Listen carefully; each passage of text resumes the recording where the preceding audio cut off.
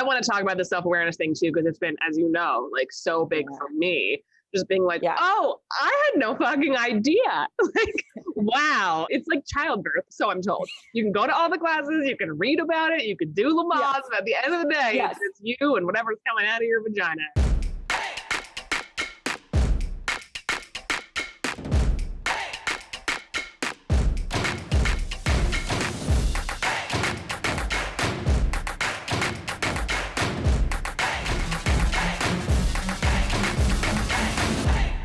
Welcome back, marketing nerds of the world. It's time for another episode of HAMYAW. And on this day, we want to talk about theory versus practice, aka what happens when you think you know how you would react, respond, strategize, make your next move in a situation, and then the situation happens, and you're like, oh no, everything goes out the window, all bets are off, and suddenly you can see for miles and miles about why so many people have made so many bad choices in the exact same scenario. We have so much we need to dig into about this, especially because as Margo and I continue on the trajectories of our businesses, we are learning just so much, folks, about this theory versus practice idea. But before I spill my tea, Margo, how's your theory versus practice going today? I literally thought you were going to say, you think you know. You have no idea. That's what I should have said. And we'll have to do a redo, whatever. Continue. See, we're learning right now, y'all. Folks, real time. Margo, speak your truth. It's so hard to see your own blind spots. That's why they're called blind spots. Blind spots. I'm so good at pointing them out in others. We've done episodes on knowing what your blind spots are. I think with theory versus practice, there are certain things there. I'll speak for myself. I felt like I was doing them. So when people would give me the advice, I'd be like, no, I got it. Like, yes, that's fine. And it reminds me of when clients used to say to me, well, we're doing email marketing, we're doing social, we're doing this, it's just not working.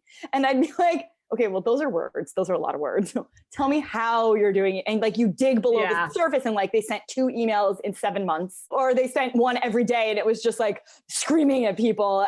And so I'm like, I don't know that I would qualify this as email marketing. I would qualify this as yelling at people or abandoning them. And so I feel like it was really clear when you dig below the surface, but for myself, it's really hard. And it also depends where the advice comes from, where the theory comes from, and who says it to you and how. So I'm thinking in particular, more recently, I think the viewers know that I have shifted from like service-based to product-based. And it's been such a huge, like letting go of the reins at a certain point, because with service-based, you could really touch every single aspect of the customer experience. And with product, you kind of have to let it go. And it's very hard and I hate it. I've had the privilege of working with a team and partnering on a product. So there have actually been things I couldn't touch. And I couldn't do customer service. I couldn't do tech glitches. I couldn't change the curriculum as it was launching. And so I just had to watch the product go. And it was in that moment of letting the product be its own thing, where it's no longer mine or a reflection of me, but it belongs to the students and it's now their experience and I can't affect it anymore, that I realized how much I was affecting shit and how much I was getting in the way when I was like, no, I'm not getting in the way. I just have high standards. I'm doing really, really good, high quality, high customer service. They spent a lot of money. I got to do all the things. We're making corrections as we go. We're not sure if there are problems, but we're correcting them just in case. That's 100% right. And I called a friend of the show, Michelle Warner. I called her up and I was like, I see something that's driving me crazy. It was like a formatting thing in the course. And she was like, do not touch the formatting. It is, the train has left the station. The people are in, they're enrolled. They know what's going on. Unless you see like a giant problem and students really don't understand what's happening, let it go. They will understand if the bolding is wrong or if there's too much text in that paragraph. They're smart humans. They're humans, actually. And I'm like, no. And so just divorcing that from my identity and being like, it's a reflection of me and I did a bad job and I'm cutting corners. And then also realizing when we tested this beta run of the copy workshop, it was just with Akimbo alumni and the pitch was vague. And it was vague by design because we were testing positioning and demand. And so there were a lot of things that like I would have never in a million years gone to market with. I would have never gone to market without telling you when Zoom calls are going to happen. I would never gone to market without giving you very specific dates of start and end times and like things that I would have considered non-negotiable. And I was like, oh, these are negotiable because guess what? So many people signed up without this information. What? And like the few complaints weren't even complaints. They were like clarifying questions. Yeah. Figured it out. And I was like, wow. There are so many things that I thought I understood when I was like, ship it, go, do things that are imperfect. It's okay. You can iterate. And I really wasn't allowing those things to happen. Yeah. It's so interesting, especially the ship it and let it ride and see what happens. Yeah. We kind of tell ourselves that. And the addendum is always like, ship it. And you can always tinker with it endlessly on the back end as it's in flight because you have access to everything. It really is such a powerful thing to set it all up and let it go. I think that I know in your case, with a lot of people watching the show, this is Margo's case, this is my case, where you're terrified of that one person seeing the wonky formatting, hearing you misspeak on video, and they're going to come and find you and they're going to tell you what they think and they're going to shout it from the rooftops. Fortunately, most people just don't have that much free time. But I think that a lot of what holds us back in this theory versus practice is that also it's safer to stay in theory zone. It's safer to be like, here's what I preach. This is sort of what I do. And then when the stakes are higher, and I think in your case, this practice is so different because you're doing it on a larger platform with a larger organization, and you are actively being barred from making those changes and doing the thing that you told so many other people to do, which is just let it ride and fighting against all of those compulsions to try to change a million things, to correct it, to obsess. And then I think to realize at the end, all those things you were always so stressed out about don't necessarily matter that much anyway. How does that feel? On one level, it's freeing. Where I feel a bit of an exhale. And then I also feel really stupid for spending so much time in the trenches, tweaking things that didn't matter and not realizing that's what I was doing. I really thought it was a commitment to quality and a commitment to service and a commitment to like, oh, what's your biggest flaw? I just care too much, you know? Like I work too hard, I care too much, and sometimes I'll put the good of the company ahead of my own well-being. What is the most noticeable change when you think about going forward, creating new programs, doing new stuff? What do you think is going to be the biggest shift for you? Staying in my lane. And like which lane? So one of the things I have learned, and it's an akimbo concept called tension.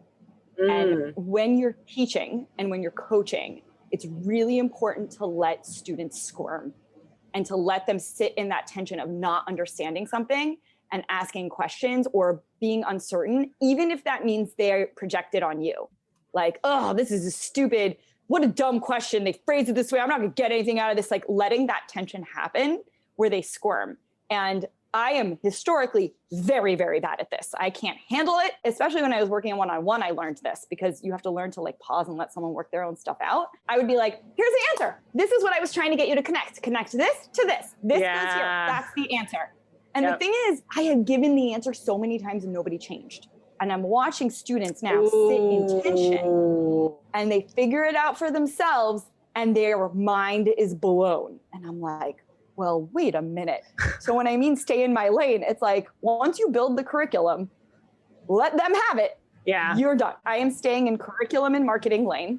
Yeah. I am not coaching. I'm not micromanaging. Once that train has left the station, it's theirs. It's their revelation to have. That's so interesting because I think part of where our mindset goes here is because we know there's such a large failure of courses in the online space where, you know, what's something like 6 to 10% of people finish. And then on the creator side, it's like, well, the students are on their own journey. On the student side, it's like the creator didn't give me enough information. 8% of people. 8% of people, that's it. What's interesting about this to me, and as I sort of continue down my creator and coach road too, we talk about this a lot on the show, but I think that that's part of what drives that anal retentiveness, that desire to catch everything, is we're like, I don't want to be one of those people sort of from either side of the fence, you know, and also what drives maybe also an embarrassment and frustration over the courses we don't finish as well, because it's like, oh no, I'm the problem student. But I think that where this is a great lesson here is that when the rubber really meets the road, it is about letting your clients and students take the journey for themselves, because that is what cements the information, like the ability to connect those dots, it sounds like. That's exactly right. And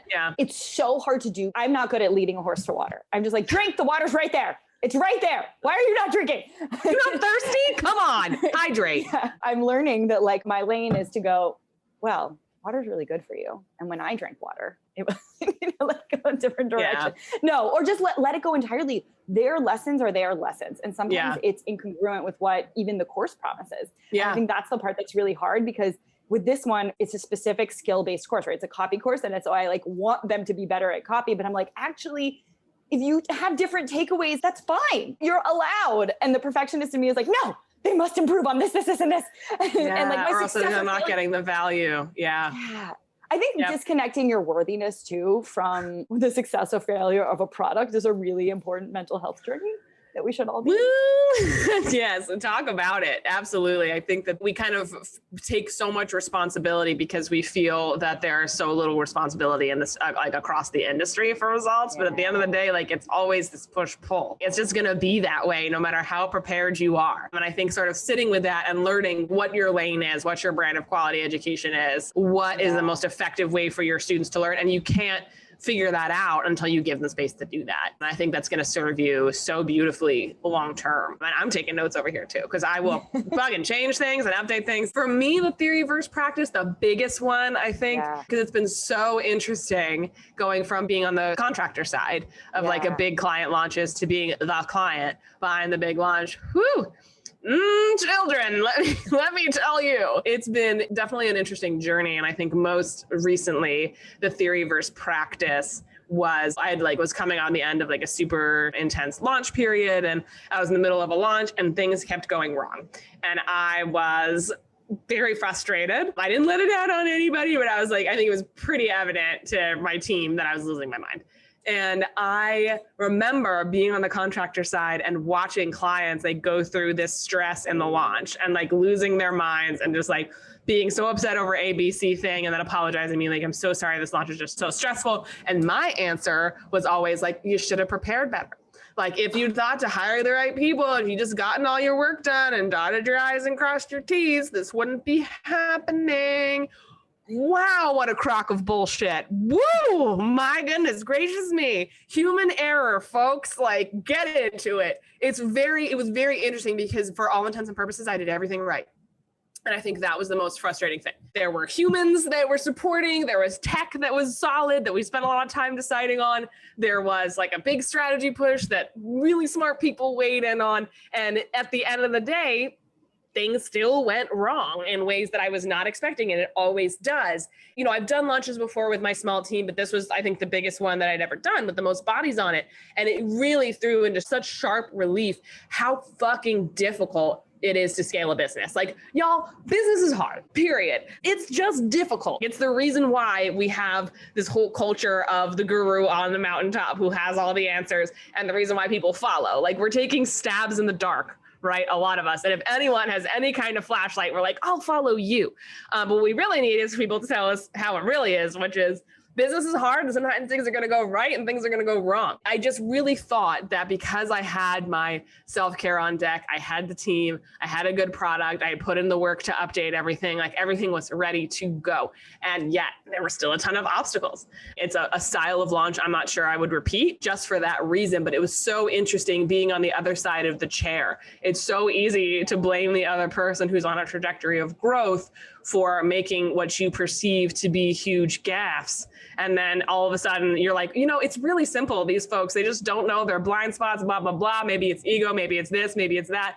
And then all of a sudden you climb into the car yourself and you hit the gas and you're like, oh, I get it now. How interesting. So that's definitely my theory versus practice story, the most recent one, because there have been many. I love this so much. The limitations of strategy. And preparation. The fucking limits of preparation, people. That's the most unfortunate reality I have come across of late. It's not for want of trying or planning sometimes. Sometimes the shit just goes belly up and there's not a lot you can do. So there's something also I think really important what you just said, which is why people in the arena will never criticize other people in the arena. It's like, I see you, you know, if you're actually out there shipping, no one can understand that better than someone else shipping. Yeah. And like, we get it. So you get the gas. So I think something that can be a check, I'm going to use this as a check, is that if I'm starting to get really critical and really in the theory of like, well, and you start to get self-righteous, that's a check that you haven't necessarily been in the arena on that particular issue.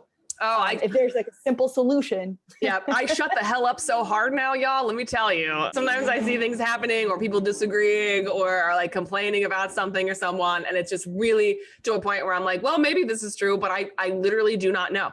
Like, I've never been in this person's shoes. I've never been in this situation. Maybe I would behave the same way. It's definitely also, I think, calmed me down a little bit, because it's really easy to assume that everyone who's making wrong choices has ill intent or didn't prepare properly. But in reality, we go through this theory and practice thing at every single level. Every time we level up, we're going to run into it, whether that means charging more for your copy, whether that means stepping into a new industry, whether that means serving people at a higher level and charging a lot of money from the coach or consultant side. There are always theory versus practice things you're going to run into. And that's the reality. And I think the further along I get, the more almost agnostic I am about certain patterns and best practices that I've seen. Yeah, because honestly, a part of me is like, all right, I understand that this is the wisdom, but I'm going to try this. And then you come back and you're like, I understand now that was the why, that was the wisdom. You know, there's so many things that we just don't know until we try them. And I think that there's such tremendous risk in trying them so often that it's no wonder that some people just don't want to touch that dial. But overall, it's been so eye-opening to me, who has been a critic of the space and will continue to be. Like, it's my nature, y'all, but who's been a critic in the space for a long time. Like, it's just been so fascinating finding out like what universe is on the other side as we continue to grow. Oh, I love that so much. Yes. Okay, y'all, I like this conversation because the disconnect between theory and execution is the space where you grow, where you learn, where the good stuff is. And so I really like what Hillary said about we get often stuck in theory. And when we get stuck in theory, that's where we get stuck in perfectionism. That's where the overthinking happens. That's where we fail to actually ship and throw our things out and do the work. And so I invite y'all to tell us how you are moving from theory to execution, where you are realizing your own blind spots. I know for me, an essential thread for a part of this is self-awareness and like being ruthlessly honest with myself about what I don't know and what I'm doing. Yeah. And that's hard. That's hard because you can be humble about what you don't know, but to be honest about your own behavior, like I can't tell you how many times I have bragged to myself about my good boundaries and then completely violated them. And then like it's taken. I'm hot, I'm kettle, right? Yes. Right. Now at least like this is why self-awareness is important. Now when I can see a boundary violation coming, I can pause and make a different choice. Actually, as early as today, I texted Hillary and Sarah and I was like, how do I respond to this thing? I'm going to violate my boundaries. That's true. And like, they gave me a script. Sarah did. I was just along for the ride, but yeah. But it's important to be able to realize that like, I could have easily gone down the road of complaining, feeling like a victim, feeling like I was self-righteous and in the right, when really like, no, you can see what's happening. You can recognize your own behavior and you can amend. We want to hear from y'all. What theories did you think you understood and were executing upon? And where did you find that you sort of fumbled the landing? Fumbled the landing, is that right? Anyway, it's definitely right. Metaphors, words are hard. Someday you'll do a football, Margo. Tell us what is going right, what's going wrong. Where are you cultivating self-awareness? Where are you realizing that something isn't working? Where have you been humbled to find out that you were wrong or not doing something that you thought you were? Tell us in the comments below. And as always, if you like this episode, please like it below, subscribe to our channel, and share it with your friends. As always, I am Margo Aaron. And I'm Hillary Weiss. And we will see you in 2 weeks. Bye for now, y'all. And remember, nobody gets the theory perfect in practice every time, or maybe ever. Go forth, be chaotic. We'll see you out there.